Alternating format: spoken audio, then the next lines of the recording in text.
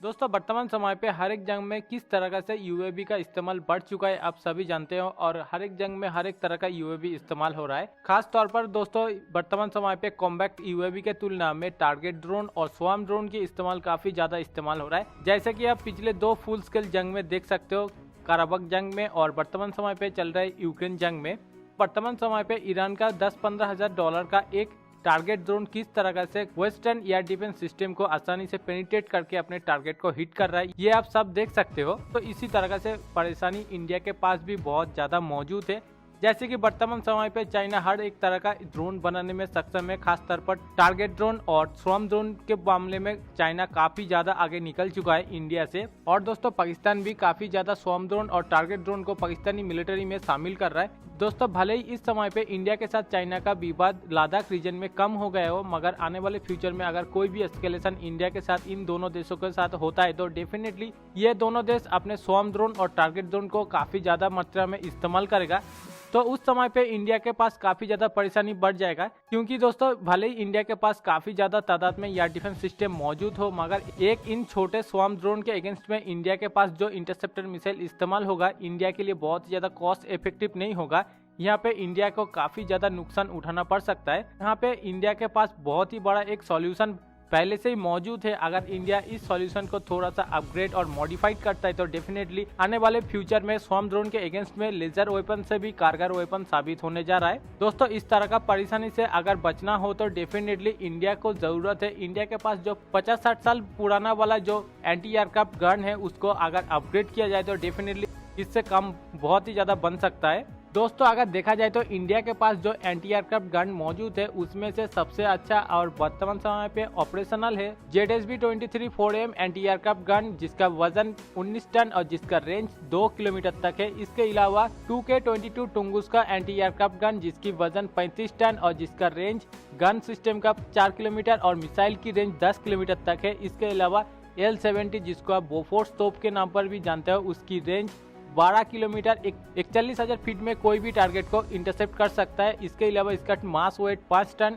ZU-23 नाम का एक एंटी एयरक्राफ्ट गन भी मौजूद है जिसकी मास वेट 1 टन और जिसकी रेंज 2.5 किलोमीटर तक मौजूद है। दोस्तों इंडिया अगर इन सभी गन को थोड़ा सा अपग्रेड करता है तो डेफिनेटली लद्दाख रीजन में काफी ज्यादा कॉस्ट इफेक्टिव वेपन साबित होने जा रहा है। उतने ऊंचाई पर और उतने ठंडे में हर एक एयर डिफेंस सिस्टम को और इंटरसेप्टर मिसाइल को ऑपरेशनल रखना काफी ज्यादा।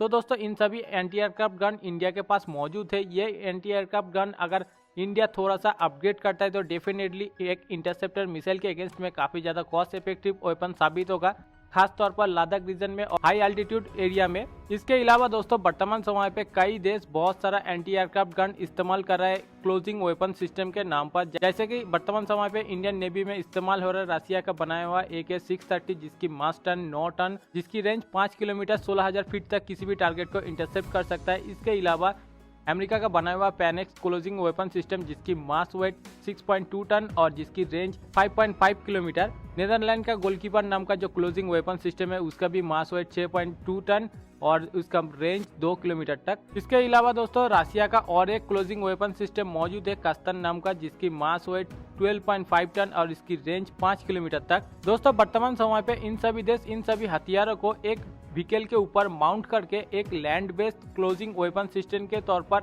इस्तेमाल कर रहा है। कोई भी हथियार इंडिया अगर क्लोजिंग वेपन के रूप में अगर इस्तेमाल करता है तो डेफिनेटली एक सैम सिस्टम के तुलना में काफी ज्यादा कॉस्ट इफेक्टिव साबित होगा। एक $20,000 का टारगेट ड्रोन को तबाह करने के लिए अगर इंडिया को एक इंटरसेप्टर मिसाइल की जरूरत होगा और उसी इंटरसेप्टर मिसाइल का प्राइस 1 लाख से 2 लाख डॉलर होगा और एक $20,000 का एक ड्रोन को तबाह करने के लिए इंडिया को $2 लाख का इंटरसेप्टर मिसाइल को खर्च करना पड़ेगा। इकोनॉमिकली 10 गुना ज्यादा नुकसान झेलना पड़ेगा। दूसरी तरफ इंडिया के पास अगर एंटी एयरक्राफ्ट गन मौजूद होगा तो $2 लाख में कई हजार राउंड बुलेट इंडिया के पास ऑलरेडी मौजूद होगा। वही $2 लाख में इंडिया एंटी एयरक्राफ्ट गन से एक साथ कई सारा ड्रोन को इंटरसेप्ट कर सकेगा और तबाह कर सकेगा। तो यहाँ पे डेफिनेटली इंडिया के लिए काफी ज्यादा कॉस्ट इफेक्टिव वेपन साबित होने जा रहा है एक एंटी एयरक्राफ्ट गन। इसके अलावा दोस्तों जंग के दौरान में किसी भी सैम सिस्टम का इंटरसेप्टर मिसाइल अगर खत्म हो जाए तो उस समय पे इंडिया काफी ज्यादा दिक्कत में पड़ने वाला है, क्योंकि इंपोर्ट के मामले में इंडिया को काफी ज्यादा परेशानी झेलना पड़ेगा। तब तक चाइना और पाकिस्तान अपना टारगेट हासिल कर चुका होगा।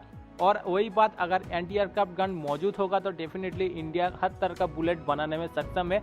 और यहाँ पे कोई भी दिक्कत नहीं होगा। और दूसरी सबसे बड़ी बात, इंडिया के पास जितने सारे एयर डिफेंस सिस्टम मौजूद है और ये सभी एक स्वार्म अटैक के लिए बहुत ही सक्षम नहीं होगा, क्योंकि एक स्वार्म अटैक मैक्सिमम 350 से 400 ड्रोन को एक साथ अटैक करता है। तो उस समय पे डेफिनेटली इंडिया के लिए यह पॉसिबल नहीं होगा 350 से लेकर 400 मिसाइल फायर करना। और दूसरे सबसे बड़ी बात, वर्तमान समय पे हर एक स्वार्म ड्रोन काफी लो एल्टीट्यूड में फ्लाई करता है, तो डेफिनेटली हर समय पे एयर डिफेंस सिस्टम ट्रैक करने में विफल रहता है।